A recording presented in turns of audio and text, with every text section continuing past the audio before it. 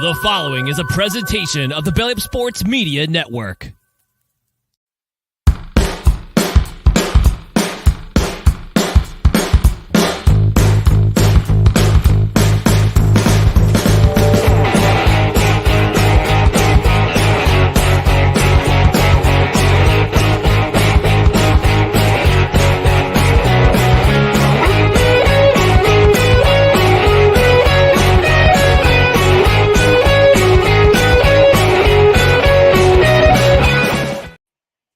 And we are finally live because technical difficulties on my end, which suck. But anyway, this doesn't suck. Welcome to No Credentials Required, where you don't need a press pass to talk sports.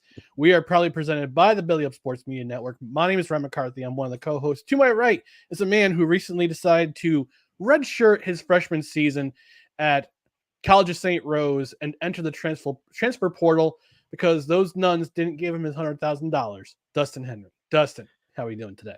Well, to quote J.G. Wentworth, I need cash now. Okay, I need cash now. I'm doing all right. I have a cash settlement and I need cash now. And it's always 1-800 Whitworth. It's always some dude on the couch at his mom's with like a pizza box, and he's like, "It's my cash and I want it now." Yeah, he's just sitting there like this, like, yeah. my cash now. They're trying More to get out of mom's pizza. house. They're trying to get out of mom's house with their cash settlement. Yeah, trying to get out of mom's house. He's probably coming with him. Yeah, yeah. Well, how are we doing tonight, Dustin? I'm doing all right. Doing all right. Hanging in there. Worked a little bit extra today, so a bit of a long day. But this was the light at the end of the tunnel for me. I was ready to go. I'm raring to go and talk some football. How are you today, sir? I'm doing well. You know, Sunday was an odd day for me. I didn't really watch much football in terms of the late or going into the late games for the going later into the 1:00 games till about halfway through the 4:00 games because I wasn't feeling great. And then yesterday kind of continued to yesterday, but I'm feeling much better today, and I'm ready to talk some football. Oh, that's good. Yeah, let's dig into it. But before we do that, we just want to remind you about our social media channels, which are listed here on the video side: Facebook.com/NoCardsREQ, Twitter, Instagram, TikTok @NoCardsREQ, YouTube.com/@NoCardsREQ. Give us a like and subscribe to the podcast wherever you find podcasts, including Apple Podcasts, Spotify, Spreaker, Amazon Music, iHeart, TuneIn, Pandora, and also don't forget on Twitter and on YouTube, get notified. Hit that notification bell. That way you know when we go live or we post other videos.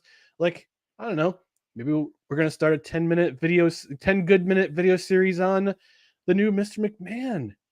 Yes, perhaps. Series on Netflix. I just need to get myself a Netflix subscription.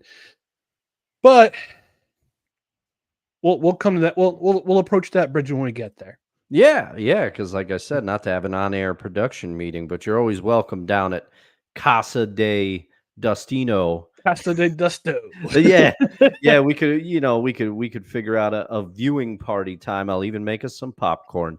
And hey, because I know you're firmly on Team Candy, maybe I get some candy for this movie. Oh, I bought some Mega M&Ms yesterday while I wasn't feeling great. I got the Mega Peanut Butter M&Ms. So oh, there we go. They were buy one get one at CVS. Curious what ails you. Exactly. Whenever I don't feel well, I'm always going to buy peanut butter M&Ms. On the podcast side, rate and review. They help the show. 5-star rating would be helpful. Leave a review where you can review.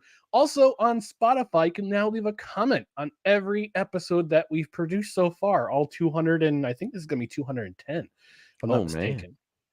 Yeah, we're digging in deep here. Yeah, so cruising. Every rating and every review helps the show. And since we're a live show on Tuesdays at 8:05 Eastern, and just a special announcement, Saturday show will be pre-taped. Dustin's got a thing, which he's going to enjoy. You better bring me something back from where you're going. Leave us a comment. And even if you're watching on replay, we welcome comments. And I know, Dustin, I want to play that magical sound because even though I was a little bit under the weather, This sound always makes me feel so much better. Revitalization. By music.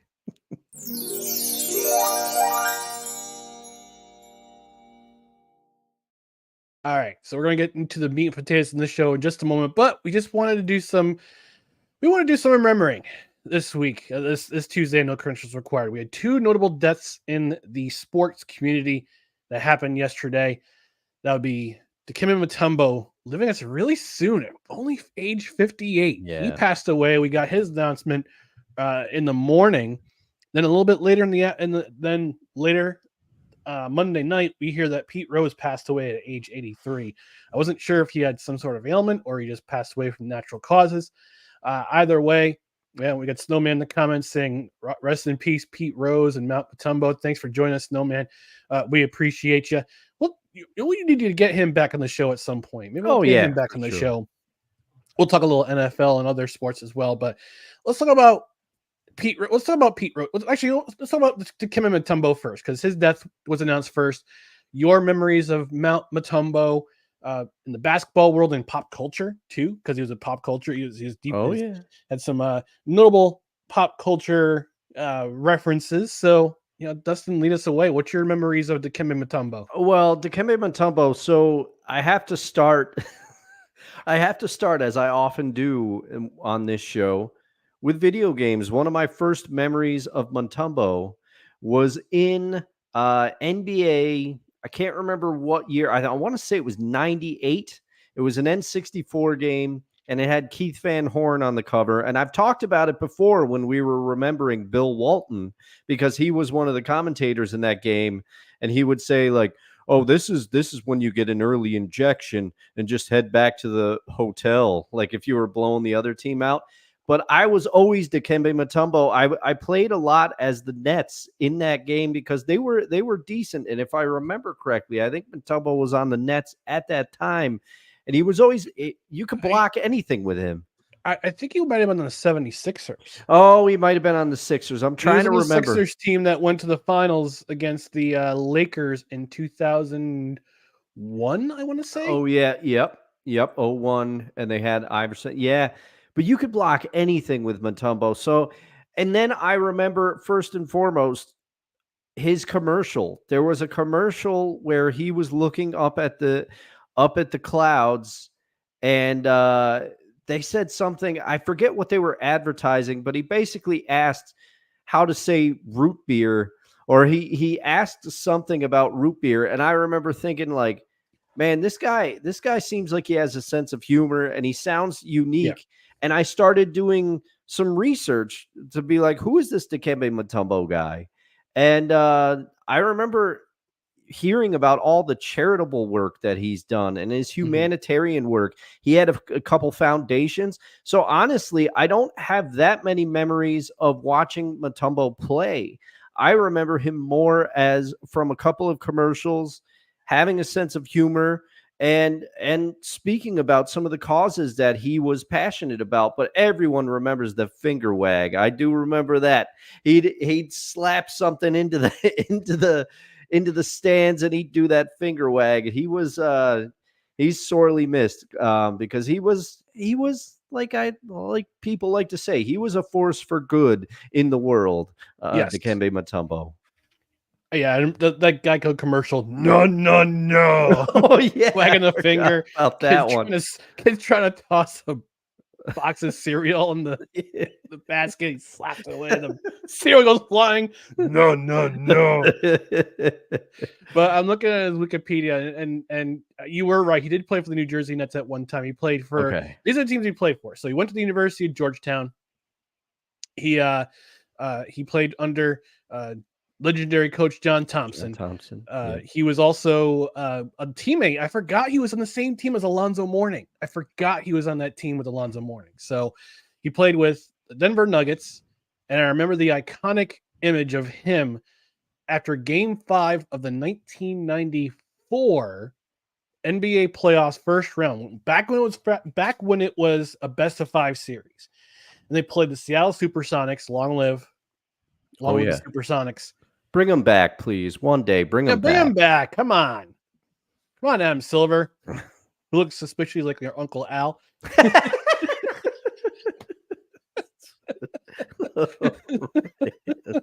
I'm gonna ask him to do that. If we have a Halloween party, I'm gonna be like, I'm not gonna tell him why. I'll just be like, okay, get some glasses, get a suit that looks like it might be a touch too big for you, and get some index cards. Get a giant envelope. Yeah. Like a big Hallmark size envelope. Anyway, going back to the 1994 NBA playoffs, the Denver Nuggets, the Cinderella Denver Nuggets. I believe if I remember correctly, it had an under 500 record that year. They were playing the Supersonics, so I think they finished with a really good record. I think they were the number 1 overall seed that season, and there was like a big destiny thing. The Supersonics, they're destined to meet probably the New York Knicks or the Indiana Pacers in the NBA Finals. This was back when they had the first round, 5-game series. 5-game series in the first round. And I remember that day Seattle was hosting Game 5, hosting Denver, and I remember that vision of Dikembe Mutombo getting the last rebound. Game's over. Media members, cameras going crazy. You just see him on the floor with the basketball, just this big old grin on his face, knowing that he and the Denver Nuggets just did what is perceived to be one of the most impossible first round exits in NBA history.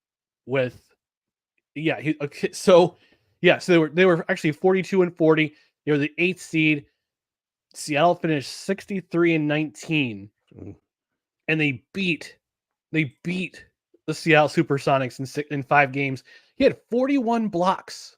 Oh yeah, he's a blocking machine. I'm telling you, man. 31 blocks in the first round alone. 31, and they took the Jazz to the limit in the semifinal, in the Western semifinal. They took the Jazz to the limit. Houston would wind up winning the Western Conference and then going on to win the NBA Finals in 7 games. But that image of the Mutombo just grabbing the ball and putting his hands on the parquet floor, on the floor of the Key Center, the Key Arena in Seattle, back when I believe it was the Metropolitan Memorial Coliseum in Seattle, just having that ball in his hand, just with a big old grin on his face. I'm like, that is a cool moment. That's an iconic moment in not just 1990s NBA, but period. Television, visual arts, that is an iconic moment.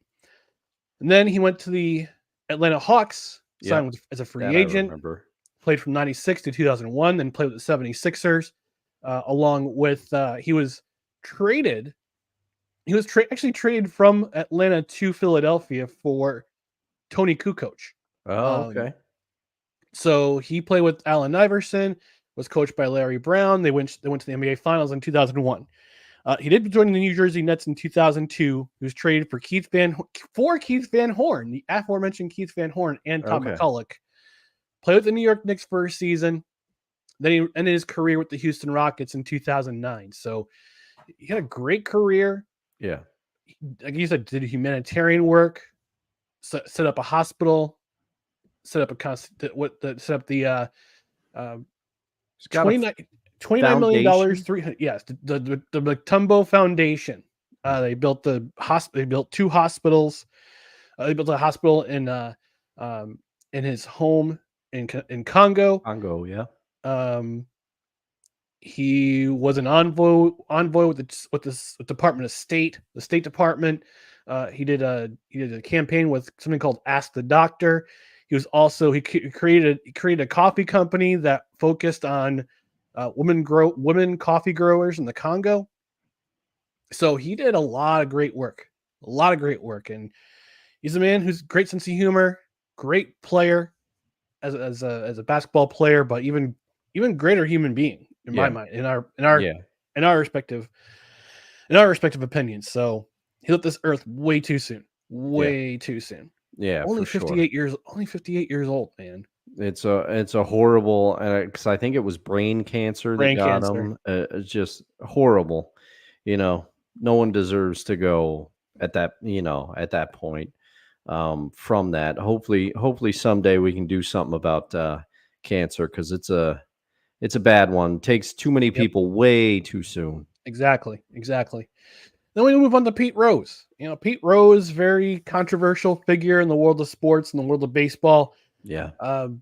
All-time hits leader, Major League Baseball hits leader. They'll never take that record away. No. The whole thing with the Hall of Fame, inducted into the Hall of Fame, and then was taken out of the Hall of Fame after it was found he gambled on baseball games to cover his debts.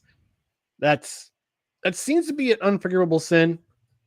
But the thing is, though, and I heard somebody say this morning, I think it was Rod Peterson who said it during his show this afternoon.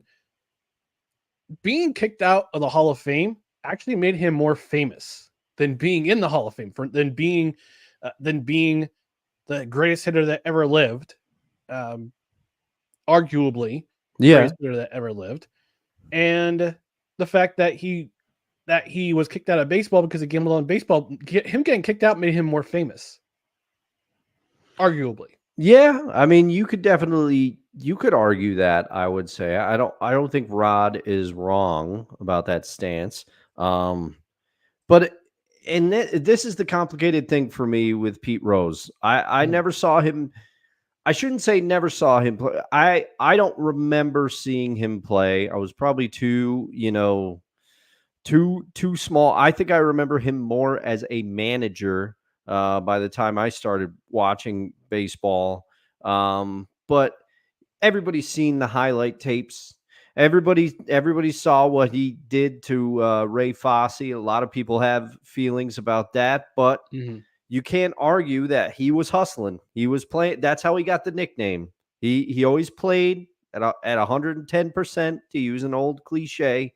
Charlie Hustle for a reason. Yeah, and he is a controversial figure, but the Hall of Fame issue is a separate thing, because to me, the Hall of Fame is not necessarily about being the best person. The Hall of Fame should be based on his merits, and his merits he gets in for what he accomplished on the field. And I think not to sit here and grandstand for a second, but I think most of the stance of not allowing him in the Hall of Fame is because the commissioners have this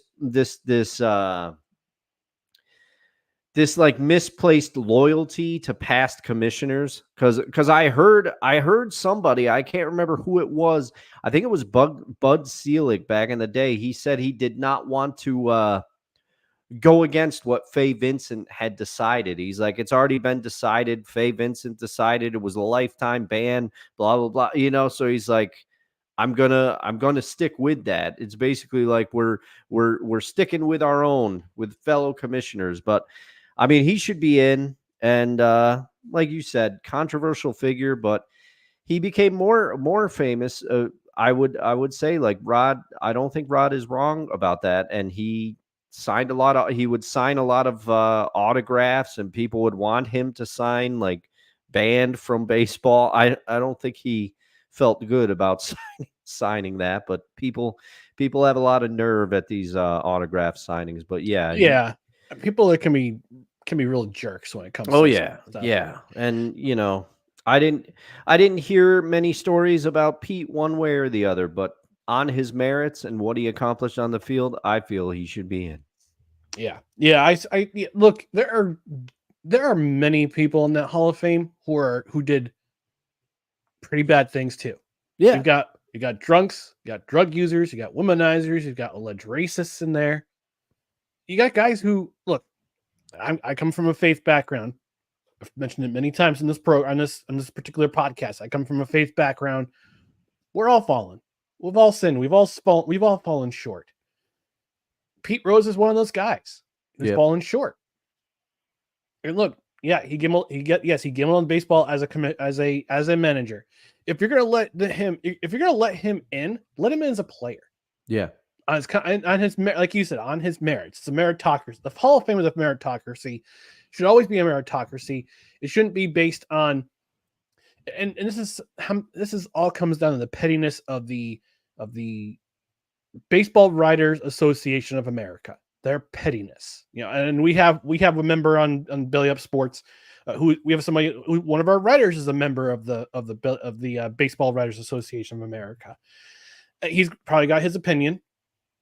He may agree or disagree with me, but it comes back to their pettiness, because there's reasons why Roger Clemens isn't in the Hall of Fame, Barry Bonds isn't in the Hall of Fame, Mark McGuire, Sammy Sosa, Andy Pettitte, Kurt Schilling, Rafael Palmeiro. These guys aren't in the Hall of Fame, not so much for their steroid use, but some of those guys aren't in there because how they treated the media at the time. Yeah. And look, Ken Griffey Jr., let's talk about him for a second. He had a very, very tense relationship with the baseball media. He's in the Hall of Fame. Yeah. I think part of it is he might have mellowed out as he got older, but yeah, your point, those early years, he was tense, and especially dealing with certain markets because of the way his dad was treated and certain things. He definitely Griffey had no love lost for the media. No, he didn't. And look, Pete Rose, complicated figure. But who isn't a complicated figure? Look at some of the members of the Hall. Joe DiMaggio, known womanizer, married Marilyn Monroe, but he was also he was not a nice man off the field. Mickey Mantle, alcohol abuse. Yeah, quit the stuff. Yeah. Unfortunately, he passed away from liver disease. Ty Cobb, we heard all the allegations against him for being for allegedly being racist. There's a lot of he said she said about what he said about what he did in the field. Yeah, he also played dirty, but he was also the leader in hits until Pete Rose broke his record on September 11th, 1985. I remember that day because I remember my dad calling me in, and they were cutting away from the NFL football on NBC to broadcast that hit that broke the record. I remember it distinctly. So, yes, you can say, yeah, Pete Rose is a bad man because he gambled on baseball. Okay, but he still did great things before that. Yeah. And it's sad to see. And the thing was with Major League Baseball, the commissioners, the writers, they made him suffer. It's a lifetime ban. And look, his life is now over. He's now dead. Is the lifetime ban still in effect? Or is he going to get in posthumously because he's gone now because of his merits? Yeah, I don't know. That's where it gets complicated. And then too, how will it look? How will his family feel if they do induct him posthumously and they'd say, hey, we'd like to have you there as part of the ceremony? I mean, I gotta admit, if I was a member of the Rose family, I might say, screw you. You didn't want to do this when he was alive. I'm not coming. Who knows? Who knows? He is in the WWE Hall of Fame, though. Yeah. Can't forget that was Sick mentioned that on our Discord this morning. A shameless plug for our Discord. Get in there if you're not in there. Link is in the description. The water's nice and warm. It is. Nobody's peed in it yet. Let's go before we get to NFL Week 4. Let's go to the comments. Wonko joining us. He said, "Here we go. Loved Mutombo way back when Seattle still had an NBA team. Yeah, don't forget, David Stern promised the city of Seattle. Yeah, we're coming back. Oh yeah, those emails, those Clay Bennett emails. He didn't want to move the team. Everybody. Yeah. He also said loved good old Cincinnati Pete and Philadelphia and Montreal. Feels like his controversy has been going on for most of my life. Mine too. Hall of Fame bound one day. Yeah, I think when Rob Manfred finally gets his old keister out of the chair, and when I'm inserted as commissioner, me and possibly Dr. Lady, but mostly me. Yeah, you snuck that one in. But mostly me. Being installed as commissioner of Major League Baseball in 2030, Pete Rose is getting back in, folks. Make no bones about it. Make no bones about it, because we got to we got to forgive at some point. We have to forgive at some point. So, polarizing as he is, he suffered long enough. He did his time. Let's let him back in. Speaking of such Norwegian folk, Sick Diggy joining us from Norway. R.I.P. Pete Rose. He also says, "Good evening, gentlemen. Good evening and good morning to you." Sir. Yeah, Norway. He also says, don't forget about Jose Canseco admitting to steroid abuse. Yeah, he's never getting in. He's never getting in because, again, he broke the lid on that too. He was the original 30 for 30, 40 for 40. Was it 30 for 30 man, right? Yeah, I think so. 30 for 30. Yeah. Yeah, he was a founding member of the 30 for 30 club. Or 40 And now for 40 they now they have you always see it's kind of this tacit thing. Jose Canseco, he's had some struggles post baseball, and some people say the only reason he blew the whistle on steroid use is because he was trying to sell his book. Yeah. Yeah, Jose Canseco, 40 for 40, his original OG member, founding member. Yeah, he was great. But now now everybody, they kind of made a joke out of him. They show that highlight of when the ball hit him on the head and bounced out of the park and stuff. That, make no mistake, that was probably, looking back now, we get a little tinfoil hattie. That was probably calculated to be like, oh, this guy's crazy. He's just trying to sell books. Don't listen to him. Yeah. Who should become a podcast guest? I don't know. We'll see. Ken Griffey Jr. had no loss for the New York Yankees. No love lost for the New York Yankees, for that matter, especially how George Steinbrenner treated his father. Yeah, and Billy Martin kicking him out of the dugout. Yeah, remember that? He hated the Yankees.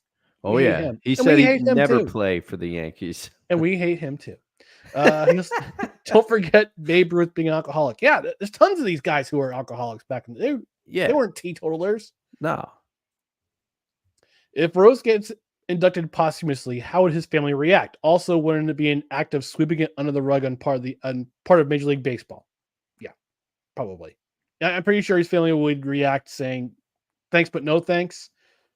But I can't speak for the Rose family because I'm not a member of the Rose family. Yeah, so you'll have to ask them. But yes, it would be an act of sweeping it under the rug by Major League Baseball because they kept him out for so long. Now he's gone. Now he's left this realm. Yep. Oh boy. Yeah. Pete Rose inducted to the celebrity wing of the WWE Hall of Fame in 2004, and he said in that class it included Big John Studd, Junkyard Dog, and Jesse the Body Ventura, amongst others. So all right. So remember those two figures. We've got about them. Let's get to the real meat and potatoes of Week 4 of the NFL season of 2024. We're going to start with the biggest upset of the week. That was Week 4. Dustin, I'll have you lead off. In your mind, what was the biggest upset in Week 4 of the NFL? I hate to do it to you because I know you talked about it on Victory Monday. I know you did. No, we didn't. We actually didn't do a Victory Monday. I wasn't feeling great, and Dan had plans. So okay, all right. I figured Victory Monday was a go, even though I wasn't going to be around to watch. Nope. Oh man, all right. I've saved all that hatred and energy for this show. Well, I'm honored to be a part of it. So I'm sorry, but I searched for another because I knew you were going to pick this game. Mm-hmm. And I searched my mind. I searched my feelings, some Jedi might say, for another game. But this was it. This was it. Because and what really, and I'm not even a Jets fan, and this still made me angry. One, Aaron Rodgers, the weather played a bit of a factor in this game. You can't deny that, but it does not excuse the performance by this offense. Nathaniel Hackett, ship him out. Sucks. Ship him out. Absolutely sucks. He couldn't do anything with Russell Wilson. Now, Russell Wilson, was he what he was in Seattle? No. I might get into that later in the show. It might tie into my hot take topic. We'll see. But ship him out. He doesn't know how to, but the Jets offense, they laid an egg here. And Aaron Rodgers, for whatever reason, he seems to not have any chemistry with any wide receiver on that team, not named Allen Lazard. It is obvious to me, even watching, he's not on the same page with Garrett Wilson. And there's been some quotes, and some of this is on Wilson. He doesn't always line up in the right spot, and it looks early to me. Now, you would know more about it than I do, Ryan, but it looks like sometimes Aaron Rodgers throws the ball to where he expects the receiver to be, and the receiver is not there. But other than Allen Lazard, he and his other receivers have got to figure it out. Mike Williams, Garrett Wilson especially. He's supposed to be their number one guy, and it's clear that they are not on the same page. But Breece Hall, he confoundingly couldn't run the ball well in this one, which was shocking. I mean, the Broncos defense is better than people realize. They're a decent defense, but the Jets could not muster enough points to beat a Denver Broncos team whose quarterback, wait for it, Ryan, Bo Nix had -7 passing yards at halftime. And that's the thing that gets me. This Jets defense was performing well, and they continue to perform well. And that defensive window is closing. Speaking as a Legion of Boom fan, nothing lasts forever. That defensive window is closing. That was the biggest upset. And I cede the floor to you, sir. Give me this camera. Give me the one. Give me the one. Yeah, this was my biggest upset too. What in God's name were they doing? What were they doing? They played like last year. This offense played like last year's team. They played like last year's offense led by Zach Wilson. Sorry, I threw up in my mouth a little bit. This offense was offensive. The O-line was overpowered.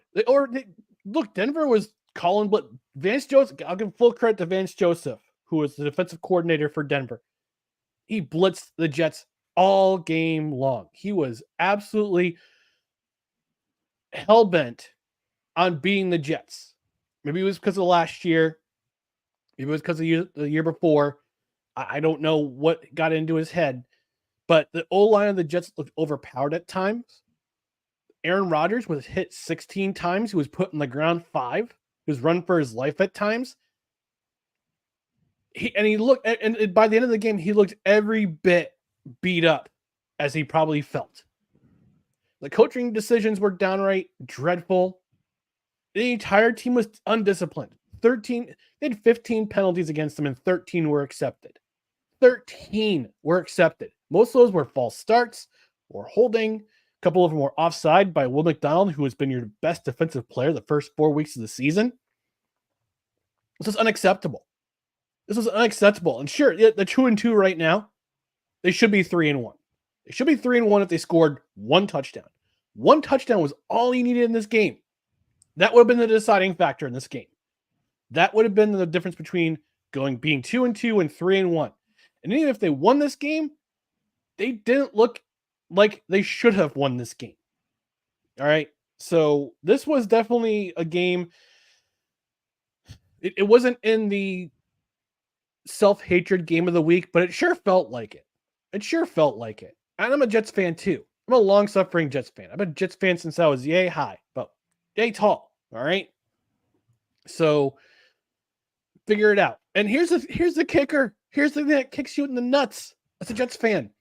Next week, they'll probably beat the Vikings. They'll probably stomp on them. I mean, the game's going to be in London. Thank God I'll be at church because I don't want to be a wreck watching the game while having pancakes and sauce and some bacon. No, I'm going to be at the Lord's house. All right? I've been focusing on other things. So this is the maddening thing. This is the maddening thing about this team in 2023 when they looked absolutely terrible.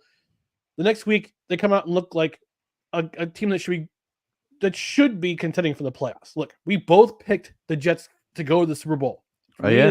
They were winning the Super Bowl, right? They're not looking like a Super Bowl contender right now. Their defense is holding them their end of the bargain.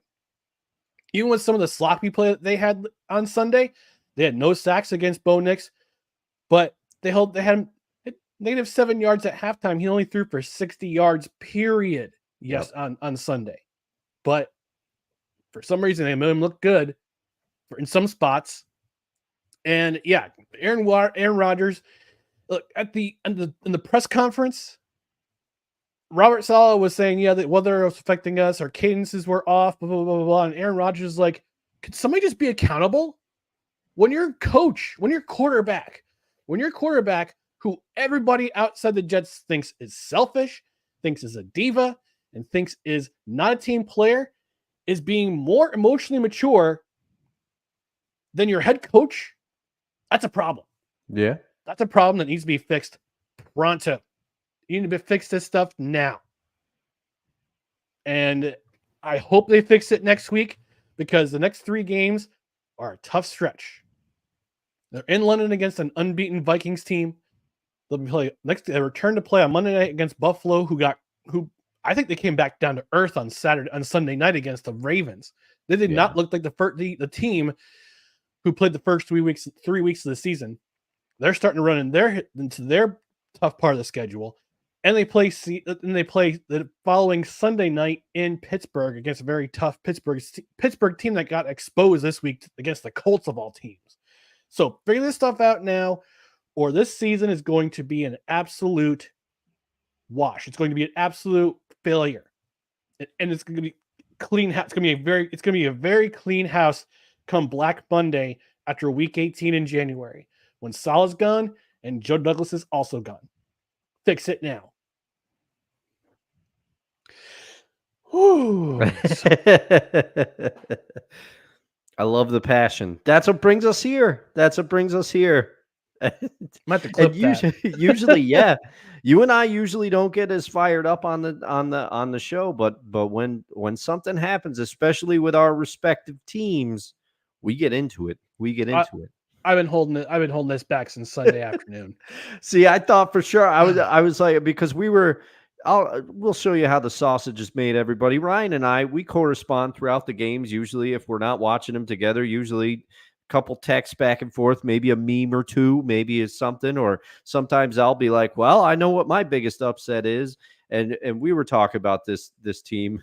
You just had the New York Jets logo and the Discord, and it said, "This team makes me drink." That's a flag I might get. Yeah. For every loss, I'll just put that up.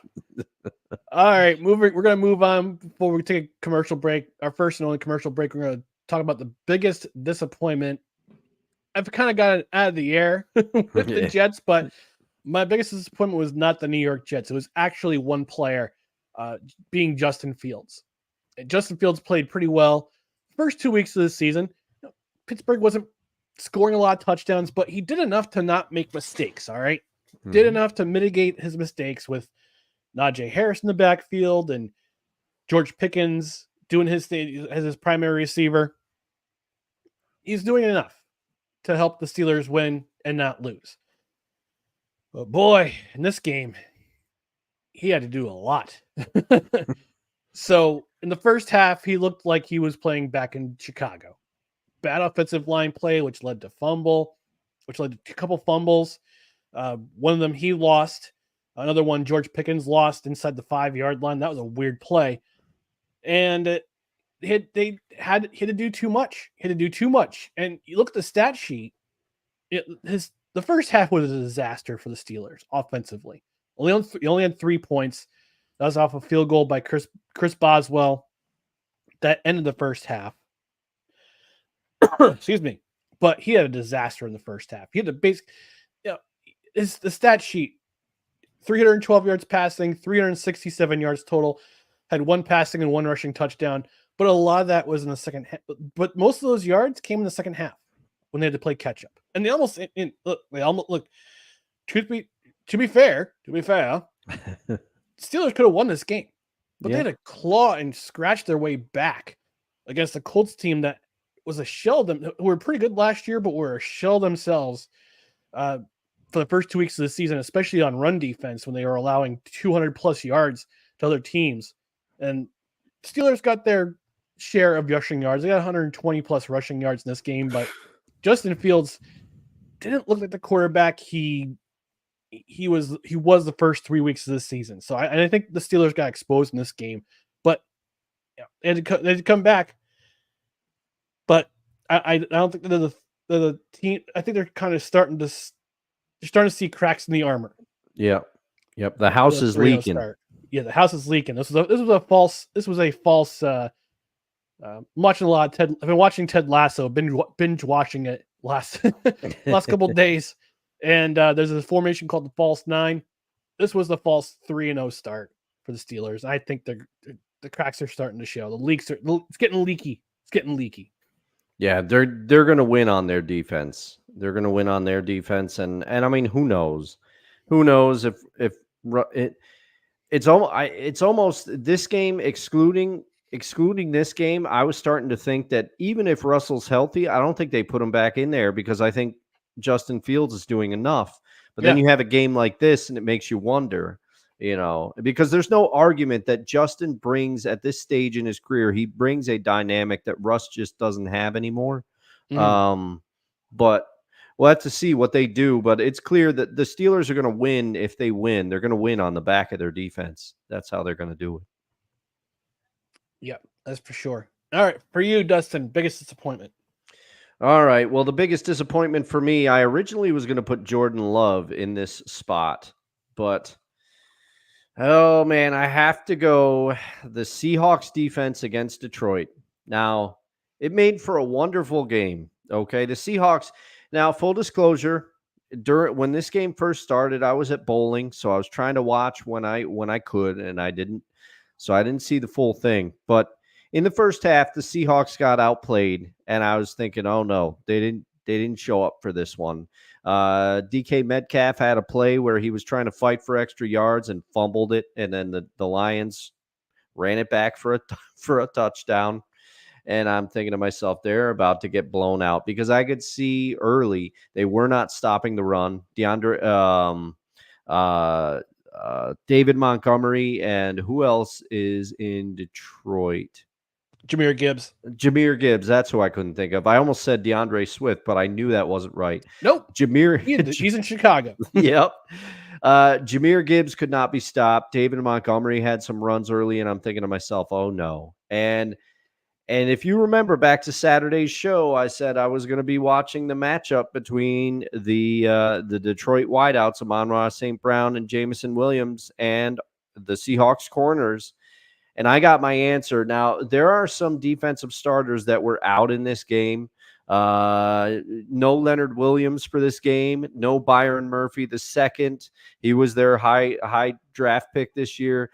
No Uchenna Nwosu, no Jerome Baker, and no Boye Mafe. So those are some names. If you know the Seahawks defense, those are some key parts. But they just didn't show up defensively at all. They allowed Jared Goff to go 18 for 18. He didn't even have an incompletion, let alone a turnover. And you can't do that. And I mean, hats off to Geno and the offense. Whatever Mike McDonald said to them at halftime clicked in, because then the Seahawks came to play, but it was just too little too late. Defensively, they could not get a stop. They got one stop when they needed it, but it wasn't enough. It wasn't enough. Detroit went up and down the field all over them, and I don't really think Detroit played stellar on defense either, but they did enough. The Seahawks, you could sit there and talk about their defensive injuries all you want. They also lost Julian Love during this game, so we'll have to see. We'll have to see what happens with that, because he's been one of the defensive cogs. But it was just disappointing because under Mike McDonald, you were hoping for a revamp of this defense, and the first few weeks, people could argue, oh, they played bad teams, they played whatever, but they looked good. And for all the people that like to, I'll get to it later in the show, but for all the people that like to heap dirt on Geno Smith, there's a lot of Seahawks fans that say, I can't believe we stuck with Geno. Geno's playing well this year. He is far from the problem. He's one of the reasons that Seahawks got out to that 3-0 start. So, yep, both our teams lost this week in pretty disappointing fashion. So we we've saged our respective rooms. Hopefully, we've saged our respective teams. All right, we're going to take a quick commercial break. When we come back, we're going to dive more into Week 4 of the NFL. What stood out to us? Stay tuned for more. No credentials required. Where is that bloody commercial? There it is. Get over here, beef. Righteous Felon Craft Jerky is the official jerky of Belly Up Sports. For over a decade, Righteous Felon Craft Jerky has led the American meat snack revolution by concocting delicious, adventurous, U.S.-sourced jerky recipes for uncompromising carnivores across the country.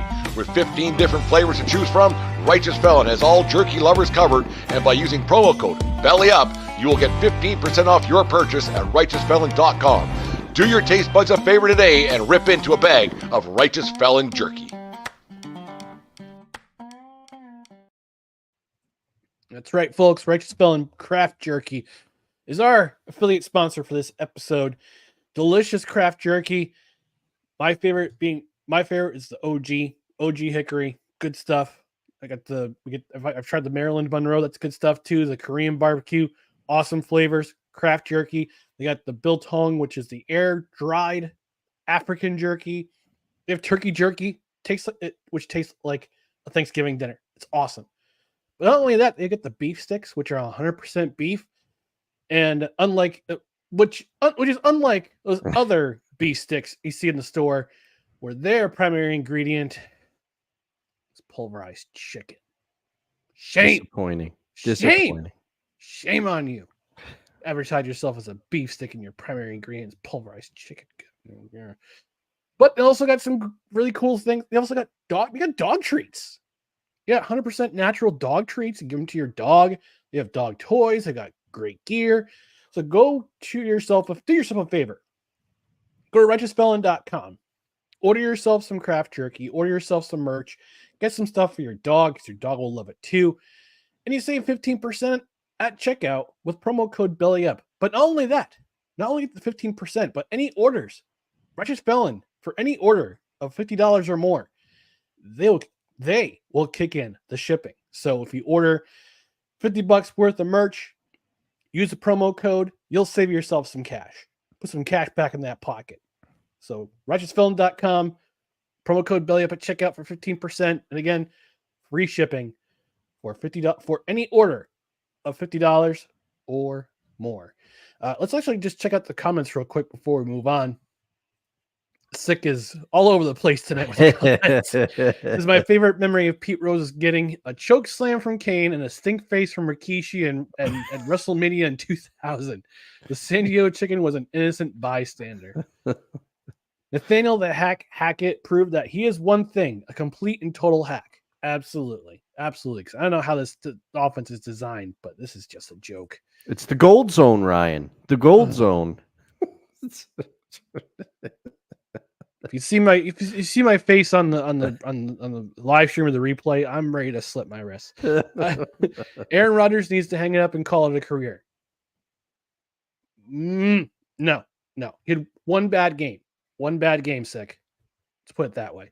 To quote Drew Willingham with a heavy dose of Sam Kinison, the Jets play like a bunch of dumpster pelicans with Aaron Rodgers as the biggest dumpster pelican. Look, he was the best offensive player out there in this game.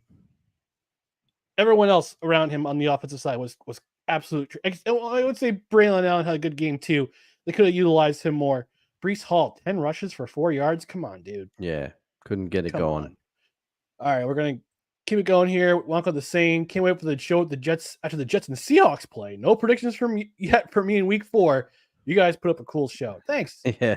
Thanks, Wonko. Thank you, Appreciate Wonko. it. Good to have you back. Yeah, good to have you back, Wonko. We appreciate you stopping by for football season. Kevin Wilson from Belly Up Fantasy Sports, frequent guest on No Credentials Required, says those beef sticks are awesome. I second that, Kevin. I've been enjoying the beef sticks, the OG Hickory specifically.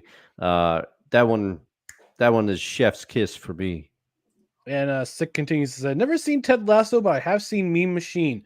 That's the British soccer version of The Longest Yard. Let's check that out. Yeah. Is Vinnie Jones in that movie? I suspect he is. He's a former British footballer turned movie star. So he's probably in that movie, I suspect. All right, moving on. In NFL Week 4, let's talk about the most entertaining game of this Week 4 of the NFL season. I'm gonna lead off with this one. For me, the most entertaining game was the game I had highlighted in the bounce back game of the week on our Saturday show. That was the New Orleans Saints and Atlanta Falcons. And I kind of questioned whether or not I didn't kind of question. I fully questioned whether or not the Falcons offense could keep up with the Saints offense on Sunday. So that in the Saturday show, I highlighted that game specifically because I wanted to see, because look, there's no bones about it. The Falcons offense has been in the struggle bus this year.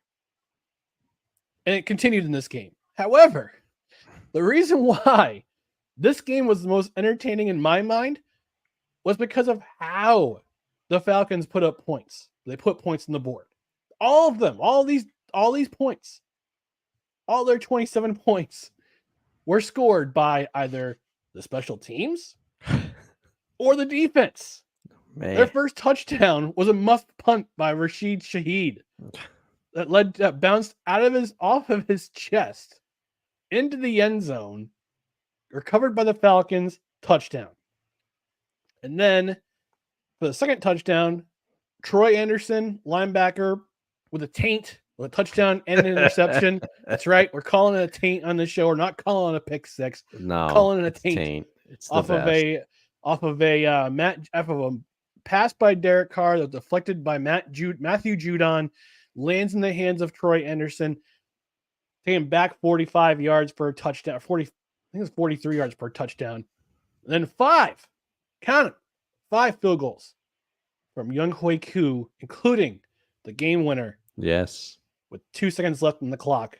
And the Atlanta Falcons get themselves a very important game. Very important W in the win column for the NFC South. Very important because that division is with the exception of Tampa Bay, is pretty garbage. Full of dumpster pelicans, as our friend Drew Willingham would say. How about you, Dustin? What's the most entertaining game in your mind? Well, for me, and I think the easy pick for me would be the Seahawks Lions game, because again, it was an entertaining game, even though their defense did not play like it. But I've already addressed that game in the biggest disappointment. So I'm gonna go a little off board because this game shocked me. Okay, shocked me. It is the Green Bay Packers versus the Minnesota Vikings. And as you've heard at the beginning of the show, or if you watched, the Vikings are 4-0. And it started out as a complete drubbing by the Minnesota Vikings. The Minnesota Vikings at one point led this game 28-0. So you're thinking, geez, this Brian Flores defense has really got it going. Sam Darnold, the reclamation project continues. He's thrown it all over the field. And Jordan Love, in the definition of Jekyll and Hyde in this game, he threw for 400 some odd yards passing, and he threw for 4 touchdowns. Problem is, he also had 3 interceptions. Ew. So that makes it tough to win. But I'm sitting there and I'm thinking the first half, I'm like, geez, this Vikings, like, this is going to be bad. I was like, this is going to be my biggest upset, because with Jordan Love in there, you figure the Packers had a better chance. But then all of a sudden, the Packers, they did manage to score right before the half to make it 28-7. And then I was watching Red Zone, and I was like, what is going on? Because the Packers came roaring back in the fourth quarter. They outscored the Minnesota Vikings a ton in the fourth quarter. The Minnesota Vikings only kicked a field goal. That was their only points of the fourth quarter. The Packers scored all of the rest of their points in the fourth quarter. They threw touchdowns to, let me see, checking my notes here, my feverish notes. They threw touchdowns to, where the heck is it? They threw 2 touchdowns to Tucker Kraft. You know, I was like, who is Tucker Kraft? I'm sorry, Packers fans. I don't know who Tucker Kraft is. But he had two quick touchdowns. But Jordan Love, in the way, to underscore the way that he played this game, he went for the end zone once. He threw a bomb. It got picked off. And then the next time the Packers had the ball, he went for the end zone again with another bomb. They picked up a 42-yard gain and then threw a touchdown to the aforementioned Tucker Kraft. So the Packers ended up losing this game. I think it was 29-31, something crazy like 31-29. Yeah. Yeah. They scored 22 points in the fourth quarter. Yeah. Almost all of their points. It was one of the craziest things, because I was like, wait, like, there was part of me, I was doing other stuff around the house as I was watching football, and I felt a little tired on Sunday. So I had to be like, did I fall asleep and like miss a whole bunch of stuff? No, I did not. It was just that the Packers had that great of a fourth quarter. But Jordan Love, those 3 picks, you can't throw those. It was just he came up a little short, and Sam Darnold, who looked absolutely possessed in the first half, he kind of came back to earth a little bit, but still, Sam Darnold, he's well on his way. I mean, he could be, if he keeps this up, he's comeback player of the year in my book. There was a certain podcast host, very handsome podcast host, who highlighted this game as one of his games to watch on Saturday show. Mm-hmm. And he talked about whether this is how things are going to match up. And I didn't realize until the game time that Jordan Love will be starting in place of Malik Willis, because Jordan Love wasn't put on IR. He was week to week after that knee injury he suffered in Sao Paulo. And yes, one of my questions was answered. Can Sam Darnold keep this magical season rolling against one of the best secondaries in the NFL? He did. Mm-hmm. At 28 points in the first half. All it needed was 3 points to kind of keep themselves a chance in the second. And also asked how Brian Flores would contain Malik Willis. Well, he didn't. It was no factor because he didn't play. Jordan Love played instead. Yeah. He had 300, almost 400 yards passing. A lot of those were in the second half. 3 or 4 touchdowns, 3 in the second half, but also had 3 interceptions, like you mentioned. So yeah, this was definitely an entertaining game. This was one to watch. And kind of my in and out of sleep, taking a nap on Sunday. I still had Fubo in the red zone going on my iPhone. So while I was trying to take a nap. So yeah, very entertaining game. Do some more comments here. Kevin Wilson, despite the unfortunate outcomes, Seattle Seahawks Lions was most entertaining game. it was an entertaining game. Kevin, I have to, you and I as Seahawks fans, we have to have a little session here, but I can't, that penalty that they called on Tyler Lockett for initiating, it was illegal offensive, it was offensive pass interference because they said he lined up like he was initiating a block. If that doesn't happen, we have to wonder if there's a different outcome today, because they picked up that 4th down. Jackson Smith and Jigba, the Seahawks went for it on 4th down, and Geno Smith got the ball to JSN, and he got that 4th down, and the Seahawks had the momentum at that point. And when that Lockett penalty happened, I said, that's it. It's over. And 6 saying, correct, Vinny Jones is in Mean Machine. In fact, you have Jason Statham as the inmate's psychotic goalkeeper. I suspect the character was inspired by the eccentric French keeper Fabien Barthez. Maybe. Played for Arsenal. No, was it Arsenal or is it? No. No, it was Man United, I think it was. Can't remember which one. I think I might have played for one of them. Anyway, moving on. Moving on to our most notable performance or performances of week 4 in the NFL. And Dustin, I'll have you lead off. Who to you had the most notable performance or performances? Well, to me, okay, so I'm taking a bit of a different path with this one. This is kind of an acknowledgement of a whole season, and it's kind of thus far. And it's also, it underscores the theme that I'm going to talk about at the end of the show. Aaron Jones gets the hat tip for me in this one, because he ran. Now, did he have a touchdown in this game? No. But he did run for 93 yards on the ground. And if you watch that Minnesota Vikings and Green Bay Packers game, he came back. Green Bay welcomed him, and he was running well, and he looked spry in this one. But the big thing is he made some plays to keep these Vikings drives going, because he hauled in 4 receptions for 46 yards as well. So I think do some quick math here. I think he had 139 yards from scrimmage, and he just looks good, and he's looked good to start the season after a lot of people kind of wrote him off after his knee injury and stuff, and then Green Bay kind of let him go when he looked very good after returning from that injury at points last year. But he also hit the magical number of age 29, I believe. And isn't that, Ryan, where conventional wisdom says that running backs die? Age 29, they can't do anything anymore. Well, Aaron Jones, to start the season, is proving that moniker wrong. And you can't tell me he wasn't motivated. He went to one of the Packers' biggest rivals, and he said, I'm going to show you what I can still do. And to me in this game, he did. Yeah, there you go. Yeah, he's definitely proven that, it's funny when I saw that the Packers had signed Josh Jacobs, I thought to myself, all right, he's somebody who's going to be an improvement over one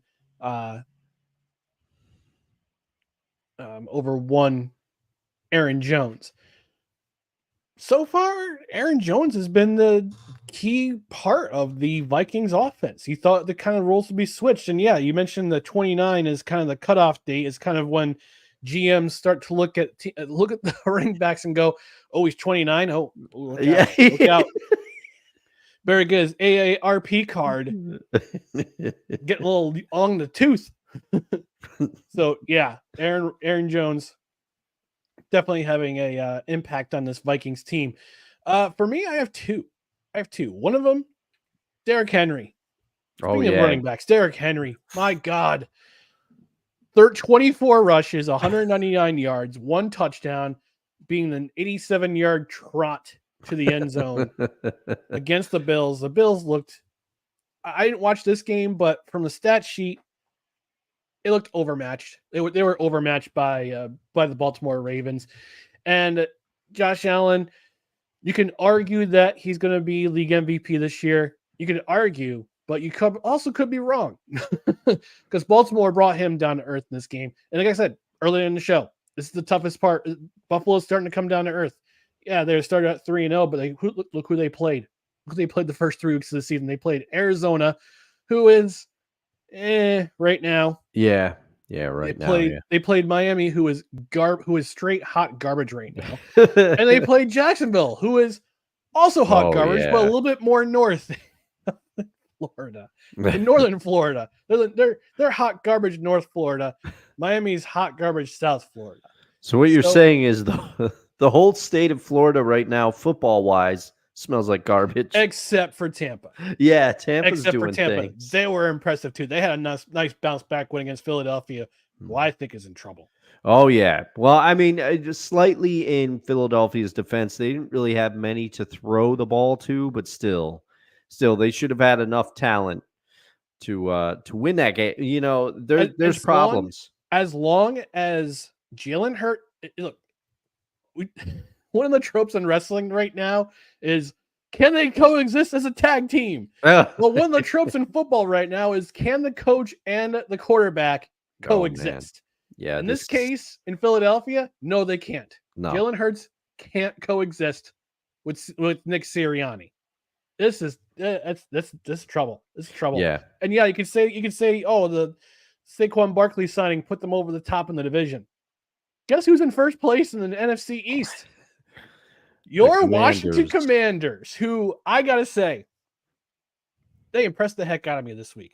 Look at this. And I put in my show notes, most notable performance was not a player for the Washington Commanders. It was their OC, Cliff Kingsbury. You know, he had this game circled on the calendar as soon as the calendar came out, as soon as the schedule came out in early May for the NFL, and they saw who they were playing and where they were playing in week 4. You know, Cliff Kingsbury had that game circled on his calendar because, lo and behold, this Commanders offense is starting to look like the night that, like, I'm drawing comparison here, and Drew Willingham, if he's watching, if he's listening, he's going to smile from ear to ear when I tell him this comparison. This is a good comparison to the 1991 team that won the Super Bowl with Mark Rippon and Art Monk and was it Gary? I can't remember I'm trying to remember the some of the lineup in that team. They had Ernest Biner, who was running back. He was in Cleveland. He signed with Washington that season. He won a Super Bowl. So awesome for him. Great redemption story for him. Some that offense that Joe Gibbs ran. It's a different generation of athletes, and these guys are more athletic, but this team reminds me of them offensively. They accumulated 42 points. They accumulated 449 total yards, including 101 rushing yards by Brian Robinson Jr. And here's the cool thing. So They punted for the first time since week 1 in this game, in the second quarter. That was the only time they punted. This is how efficient their offense has been. Yeah. And part of it, I think, definitely part of it has been because of Jalen Daniels being the quarterback of this offense, because he's looking great. This offense is clicking. They started to click last Monday night against Cincinnati. They did it again, and defensively they were impressive too. But on the offensive side of the ball, this was a revenge game for Cliff Kingsbury, who was coach of that team, who was let go. I wouldn't say because of unfortunate circumstances, but let's face it, he wasn't given a whole lot to work with, other than Kyler Murray and DeAndre Hopkins and maybe John Connor. On the defensive side, he wasn't given much to work with. But as soon as he said that he saw this in the calendar, he said, I'm gonna unleash the wolves. I'm gonna unleash the hound. I'm gonna let go of the hounds and the bees. And the hounds, when they bark, they shoot bees at you. He was ready to let them all go in this game, and they did. And went up winning by 4 touchdowns in this game. Hell of a performance by the Washington Commanders. Oh yeah. Yeah. And we've given each other salutes on this show, and I just have to say, I picked the Commanders to go to the playoffs, and it's not looking too insane now. A lot of my picks are looking insane, but not that one. No. Coming from a man who had the Carolina Panthers in the playoffs in 2022 as a wild card with Baker Mayfield. Hey, look what he's doing now. You had Baker Mayfield in the playoffs a year later, but just with a different team in the NFC South. Yeah, so yeah. You're half right. Yes. All right, we're moving on to our last category. It's the hottest individual take from week 4 of the NFL. I'm going to lead off with this one because I just got to have to say something. I did not watch Monday night's game. I was kind of still recovering from whatever this was, like a little virus. I don't know what it was on Monday. So I didn't watch any football. I saw the score line. I saw the box score for the Titans and the Dolphins. This should have been the self-hatred game of the week. I would have rather taken a shiv to the kidneys. I would have had it and being treated with lemon and salt and urine than watch this game looking at the score line. Trevor Hunt, Trevor Hunt, whoever his name is, Snoop Huntley. That's who Ian Rappaport calls him. Snoop Huntley. Shut up. He played like garbage. Yeah. Will Levis. Tyler Huntley didn't have it. Tyler Huntley did not. Thank you, Tyler Huntley. He did not have a great game. Will Levis gets taken out of the game. Mason Rudolph beat the Dolphins. Mason Rudolph reared his ugly head. He's back. He's back in the conversation because Will Levis got hurt. He hurt his shoulder. And the Titans put on this performance against the Dolphins. And I'm thinking to myself after looking at the scoreline, it might be time to blow up the Dolphins. GM Brian Greer, this is what he's done.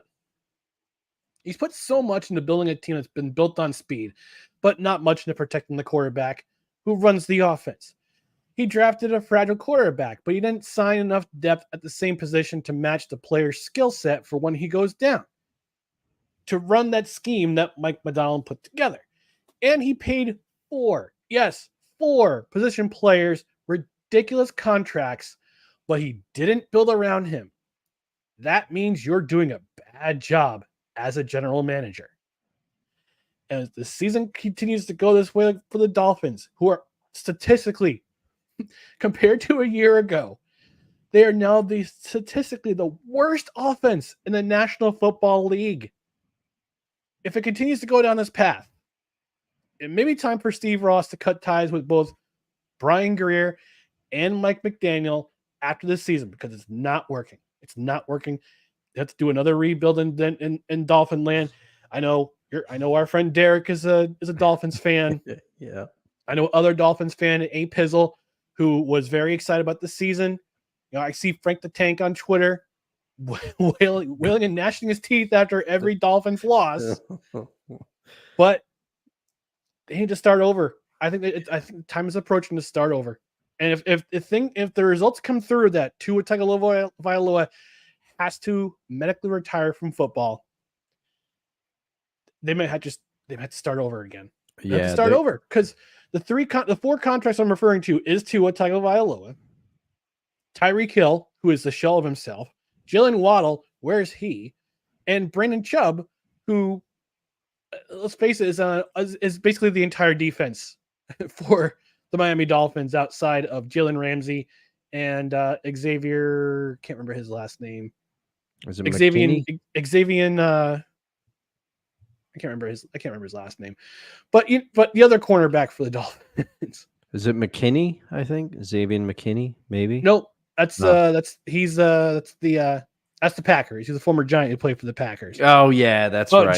Javian Holland. Javon Holland. That's who I'm referring to. Javon Holland.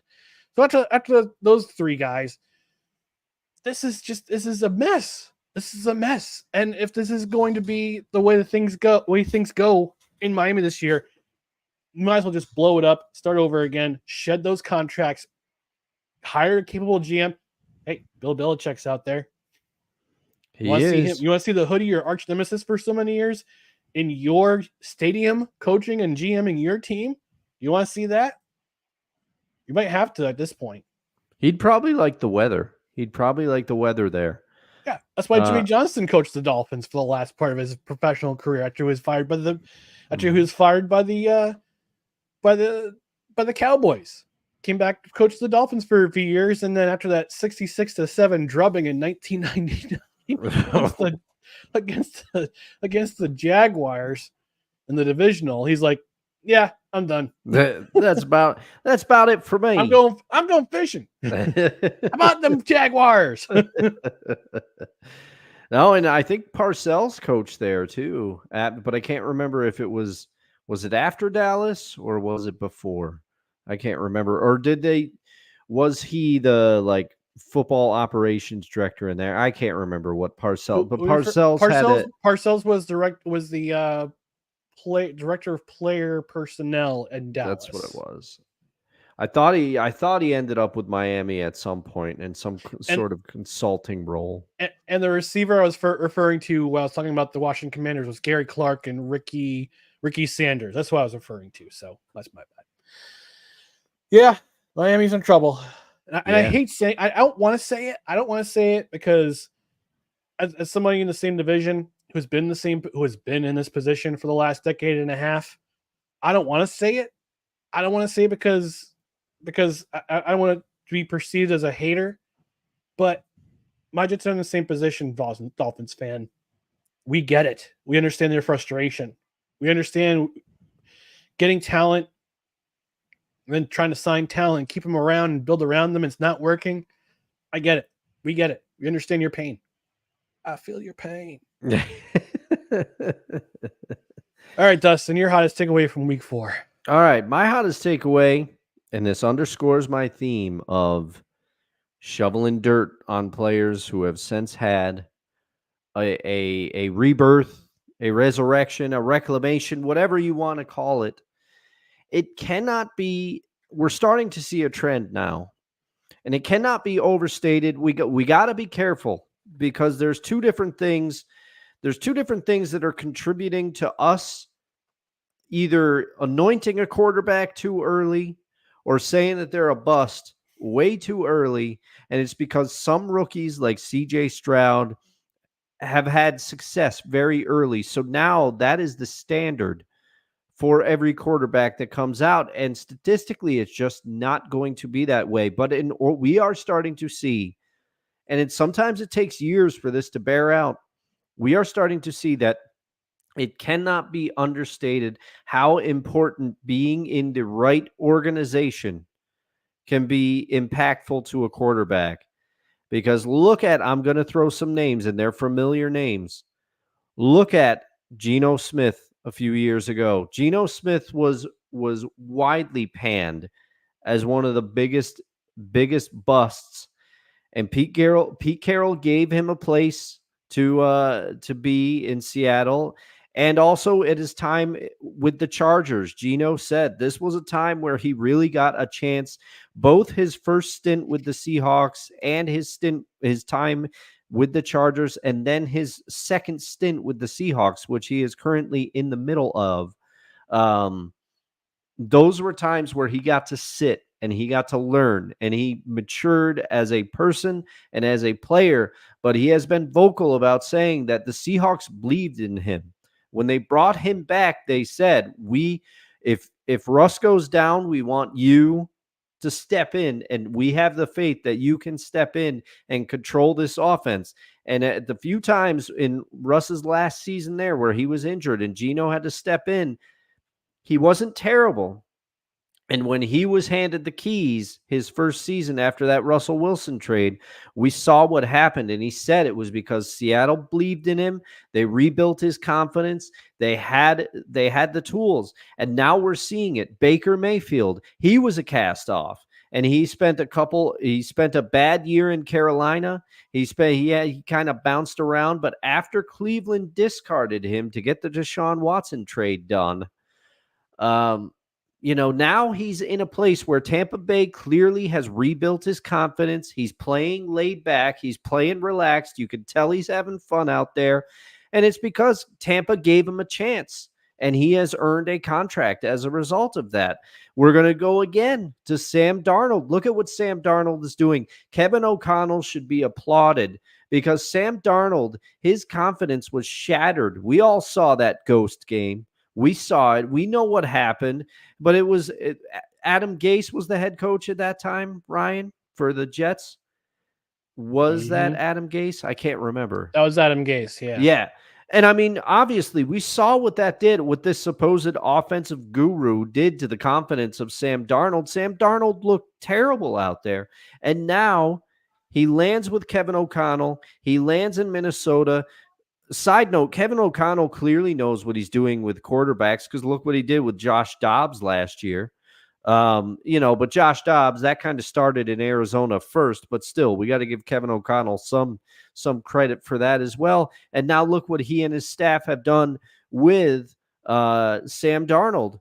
And also, it's too early to call, but hats off to Dan Quinn because he put a lot of experienced coaches around Jaden Daniels and is putting him in a position to allow him to succeed. And they're also designing the system to cater towards Jaden Daniels, his strengths. And then you can contrast that. People are already shoveling dirt on Caleb Williams. And he played well on Sunday. Yes. And the thing is, it's too early to tell. The expectations are too high. But I will say it doesn't always bode well because I think the GM, Ryan Poles, did a good job of putting pieces around Caleb Williams. Offensive line needs work, it would appear. But they tried to put him in position. But Matt Eberflus has yet to prove that he has the coaching acumen to really nurture a young quarterback like this. But where a quarterback lands matters, and we're too aggressive in calling it too early on quarterbacks. We say, okay, this guy's a bust or this guy's going to be a superstar. And I think this year especially, we need to stop doing that. We need to give, in a society where we want everything instantly, we need to give some of these quarterbacks a little more time. Yeah, absolutely. No, I totally agree with you. And you mentioned Sam Darnold, you mentioned Geno Smith, both ex-Jets quarterbacks. Yeah. Look, that's the common denominator. I didn't want to say it, but it's true. That's okay. We understand. We get it. The Jets didn't do enough to support Geno Smith. They sure as hell didn't do enough to support Sam Darnold. And they ruined him. They ruined them both. And Geno Smith was a joke when he was playing with the Jets because they didn't have because those years, all they drafted was defense. They drafted was defense. Didn't give enough and didn't give him support on the offensive line. Didn't give him any weapons to throw to. Didn't do anything to support him. Then you had Sam Darnold, same thing. No offensive line. His wide receiver one was Robbie Anderson. Now he goes by chosen now. Chosen. Oh gosh. Good Lord. But yeah, the common denominator was the fact that the Jets didn't do enough to support him. And the same thing with the Browns. Browns and Baker Mayfield said it himself. Yeah, I had in 2021 during the 2021 season. Yeah, I tried to do too much. I played when I was hurt. I shouldn't have played when I was hurt. That led me getting traded to Carolina, where he was in purgatory there for a bit, got released, went up with the Rams, won a game with them on basically not knowing the playbook. Yeah, he had the playbook sent to him and he was reading it on the plane as he was flying back. I remember that. So and you know what? Part of this problem isn't the player. Players have a part to play in this. Yeah. But it's also agents who get in their ear, their homies that get in their ear. They're saying, "Yeah, you're super talented." And I understand building up people, but building up to the point where you're in denial that they're not ready, it kills a career. Look at the 2021 NFL draft. Look at all those quarterbacks who got drafted. Trevor Lawrence. They thought he was a generational talent. He is struggling right now in Jacksonville. He's dying on the vine in Jacksonville. And we all thought, look, I was one who thought that Doug Peterson could help him. But Doug Peterson's absolutely killing his career right now. Zach Wilson came out way too early. Didn't have time to develop. They threw him to the Wolves right away. He's now a third string in Denver. It's Justin Fields. Yeah. Justin Fields was thought to be the one in Chicago to be that guy. Winds up getting traded for a bag of chips and a 6th round pick. Yeah. Caleb Williams is there now. He's doing okay. He's still developing, but the thing is, what it used to be is that unless you were like generational talent, like a Peyton Manning or a lot of these guys who came out like Dan Marino, first year, he breaks the league record for passing touchdowns his first season. He was that's good. Phenom stuff. Yeah. So a lot if that quarterback's not a generational talent, he needs at least a season to get accustomed to being professional. And that isn't taught anymore. And I mean, even look at Peyton Manning. His first year in Indy wasn't good. He threw a lot of interceptions. And if you listen to him speak about it, he said that, and now he started to improve towards the end of the season, and you could see the direction that Peyton Manning was probably going to go. And we have the benefit of hindsight now, right? But he was saying, he said, Marshall Faulk taught me how to be a professional. Marshall Faulk knew the playbook better than anybody. Yeah. So he credits Marshall with really helping him develop that first year. And then he signed with the Rams, and look what he did there too. Yeah. Yeah.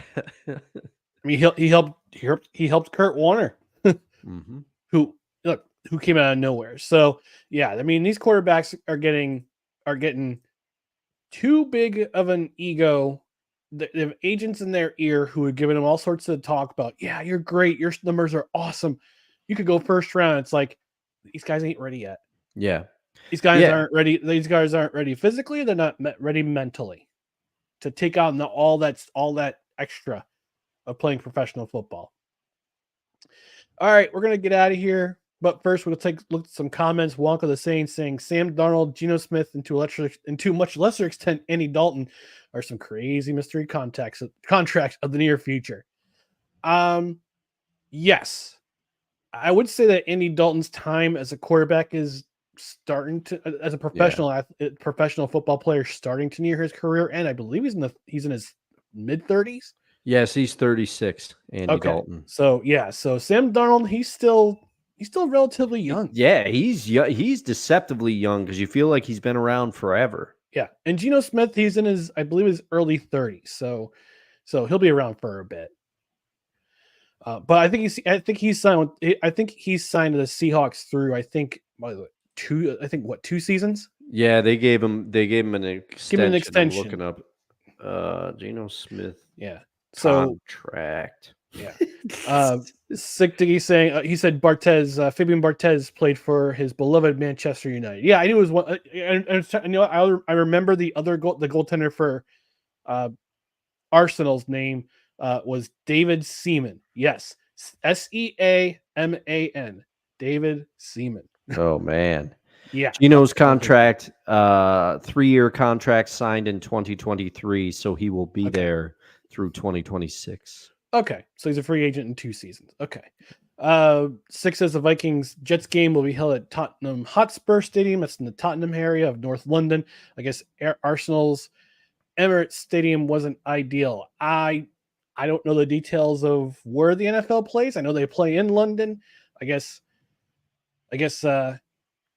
Tottenham was just available. They used to play at Wembley too, at the new Wembley, but they moved over to Tottenham for some reason. Wonko says, my hot indie take.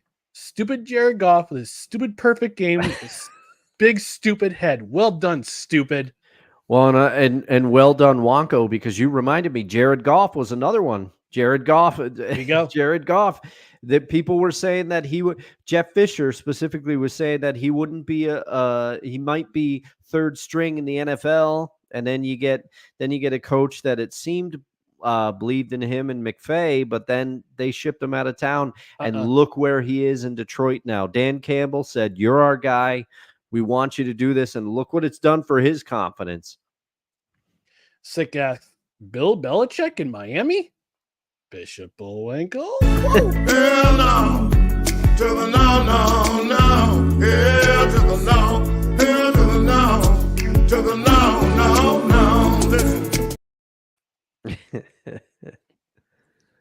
I don't know. We'll see. Maybe I think Belichick is looking at real estate in Dallas, if you want my opinion. Look, I mean, he's probably having too much fun. Look, I think he's having too much fun doing the media thing, getting paid for on Inside the NFL, getting paid on his coach podcast with Matt Patricia, having fun with his 20-something-year-old girlfriend. I think he's having too much fun right now. Yes, he's having a lot of fun. Having a lot of Sneaking fun. out of back doors. Yeah, right. Walks of shame. Daniel Smoot, ton of BS with Stanley Smoot saying Seahawks are coming. Hey, phrasing.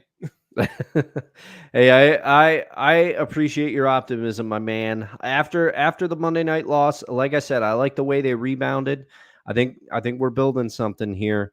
I don't know if this year is our time, but we're better than I thought we'd be. And speaking of Daniel Smoot, be on the lookout for a No Credentials Required production, new one coming very soon to these airwaves. So, Siggy thanks me for Bishop Bullwinkle, and Stanley Smooth saying, "Cue the Old Spice whistle." Sorry, I'm driving. I got to turn off right now. My voice is shot. Oh man, we got to clip that. That's the no creds whistle right there. That's the no creds whistle right there. Wonko saying, "Thank you guys, health, wealth, and happiness to you and yours." Yeah, me too. You too, Wonko. Yeah, appreciate you too, tuning Wonko, in. yeah. Coming back to watch us again. Shout out to one of the OG cred heads, Wonko. That's right. That's right. All right, let's get out of here. Before we get out of here, I just want to remind you about our social pages, Twitter, Facebook, facebook.com/NoCredsREQ, Twitter, Instagram, Scasely, TikTok @NoCredsREQ, YouTube.com/@NoCredsREQ. Leave us a like and subscribe to the podcast. Find the podcast platform, the podcast in your preferred platform, including Apple Podcasts, Spotify, Spreaker, Amazon Music, iHeart, TuneIn, Pandora, and get notified on Twitter and on YouTube by hitting that notification bell. That way you know when we go live or we post a new video. Get yourself a notification. And on the podcast side, rate and review. 5 stars would be helpful. And if you're watching live or on the replay, leave us a comment. We appreciate you. We appreciate every comment because it puts the note out there that we're here. We're in the atmosphere. We're in the podcast atmosphere, whether live or pre-taped. Leave us some love. Leave us some love. We appreciate you. All right, we're going to get out of here. As I mentioned at the top of the show, we're pre-recording a show on Friday. It will be available Saturday morning on Facebook, Twitter, and on YouTube at 10 a.m. Eastern. Leave your comments during the show there. But thank you otherwise for tuning in to No Credentials Required, where you don't need a press pass to talk sports. We are proudly presented by the Belly Up Sports Media Network for Dustin Henry. Again, Extra Life. Go check out Extra Life. He's doing his fundraiser. We'll post more details. Actually, we'll do that for Friday's pre-recording. We'll post more details for that at the top of the show. But for Dustin Henry, I'm Ryan McCarthy. Thanks for tuning in. We'll be back later this week with more No Credentials Required. Good night, everybody.